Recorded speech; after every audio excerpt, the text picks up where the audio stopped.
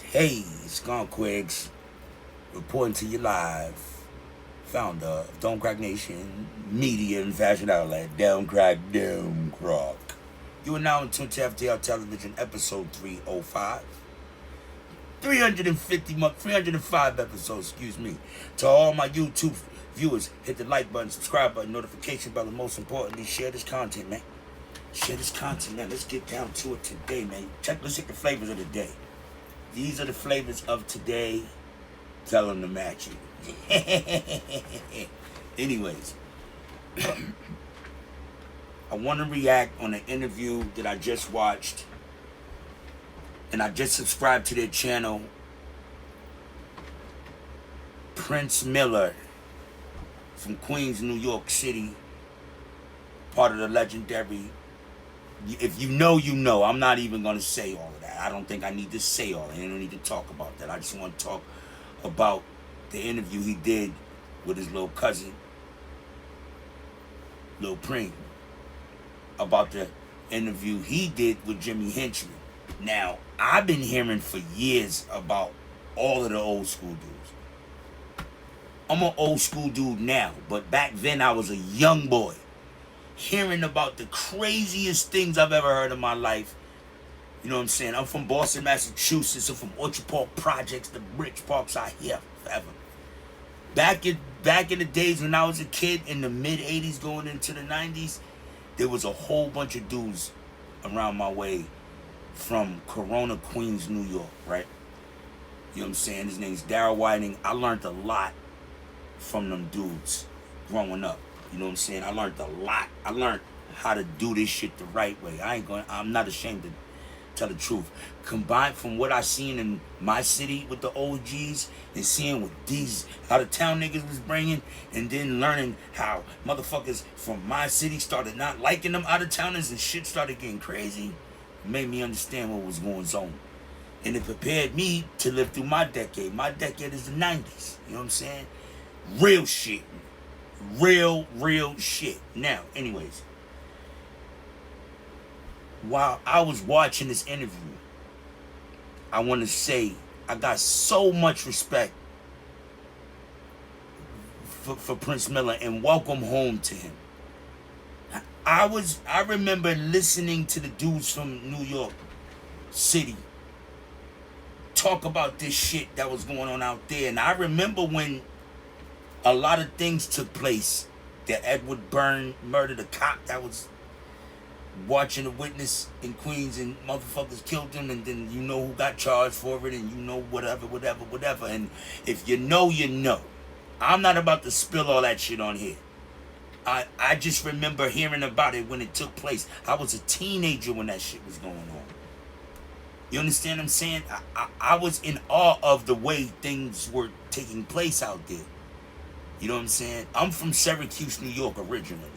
So going back and forth, going to New York City is nothing. I always was in New York City. You know what I'm saying?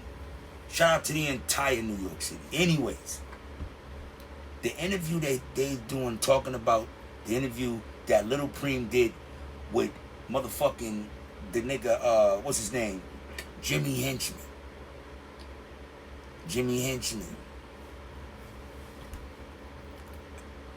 I don't know. Again, I don't know these dudes. I just know of them, right? A lot of shit about them, right?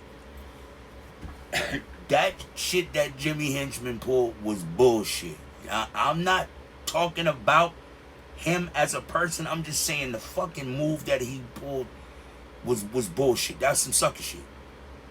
Because, like they said on the interview, your son is in the business and getting big paper. He's the best motherfucker to speak for you right now, regardless of who's talking against you. But you utilize someone else's son. But you utilize the wrong nigga's son. That's the problem. You utilize the wrong man's son. You know what I'm saying? And nah, nigga, I don't agree with that at all. I'm not in cahoots with that at all. I don't want to slide with that at all. Now, again, I'm not saying nothing about this man. I don't know this motherfucker. I just seen what they did in the music industry, what he did in the music industry. And I hear when certain people talk about this nigga, and the people that I'm hearing talk from knowing over the history and over the years, I know that this shit is real shit they saying. Damn, my nigga. But why would you, my thing is, just being a street nigga that's not active right now, because that's all, I'm still who the fuck I always been, but I'm just, I can do things different in these days and times that don't pertain to that. But this shit right here, I see niggas get niggas killed in the streets over shit like this. Because a motherfucker feel violated over some shit you did. I've seen this shit take place over the years countless times.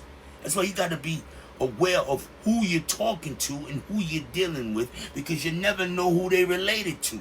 And that shit could come back and hurt your feelings.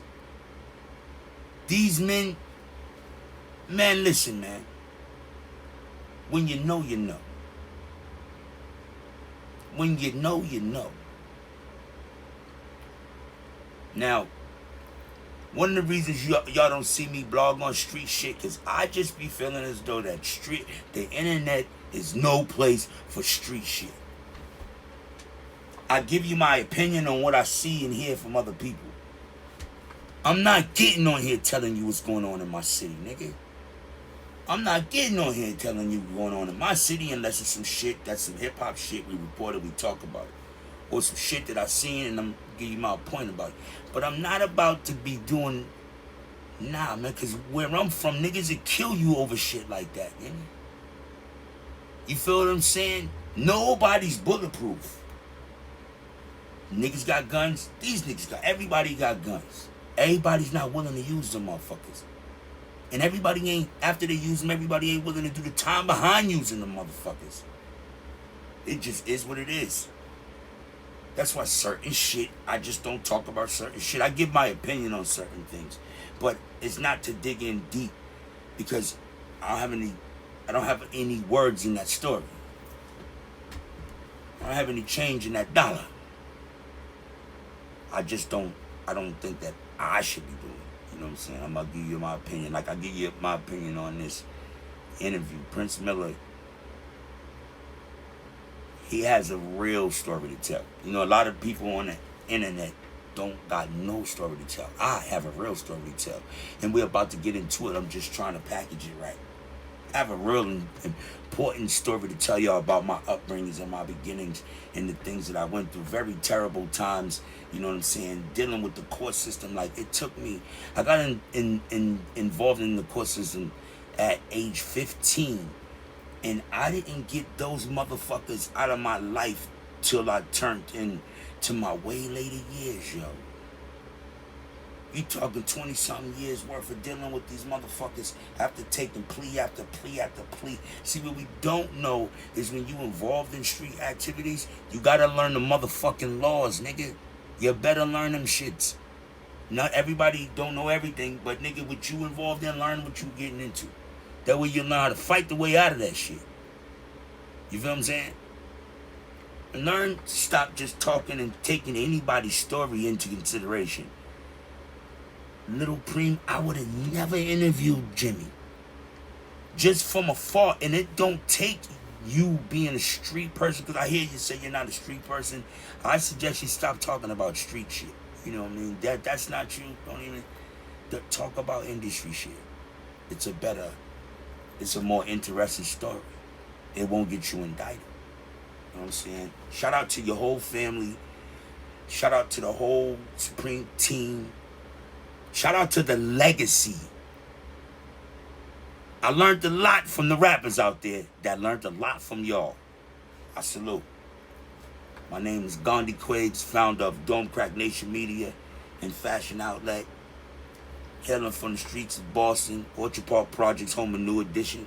Salute to all the motherfuckers out there that made it off the motherfucking streets and are chasing a positive bag and living a positive lifestyle and focused on your future. You know what I'm saying? Salute to all the motherfuckers that came home after doing centuries, nigga, half a century in jail. F.T.R. Television, episode 305. I get back with you.